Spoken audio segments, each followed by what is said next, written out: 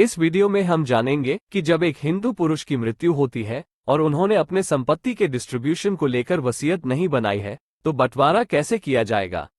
ऐसे केसेस में Hindu succession act 1956 के प्रोविजंस लागू होंगे, जिससे प्रॉपर्टी सबसे पहले क्लास 1 के उत्तराधिकारियों में समानता से बंटवारा होगा। क्लास 1 हेयर कैटेगरी में उनकी मां, बीवी और बच्चे शामिल होते हैं। इन सब में संपत्ति का बंटवारा समान रूप से होगा। चलिए एक एग्जाम्पल से समझते हैं। मिस्टर हीरा एक व्यापारी है, उनके पास 1 करोड़ की संपत्ति है और उनकी मृत्यु बिना वसीयत बनाए हो गई। तो अब इस केस में ये संपत्ति क्लास 1 हेयर यानी उनकी मां, बीवी और उनके 2 बच्चों में समान हिस्सों में बांटी जाएगी। मतलब सबको 1/4 हिस्सा प्राप्त होगा, यानी एक उत्तराधिकारी के हिस्से में 25 लाख रुपये आएंगे।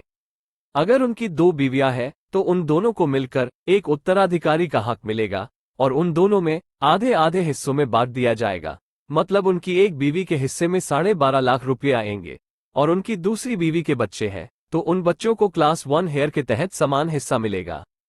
क्या होगा अगर मिस्टर हीरा की बेटे की मृत्यु उनसे पहले हो जाती है? इस स्थिति में बेटे का हिस्सा उसके बीवी और बच्चों में समान रूप से बांट दिया जाएगा। और क्या होगा अगर मिस्टर हीरा की बेटी की मृत्यु उनसे पहले हो जाती है?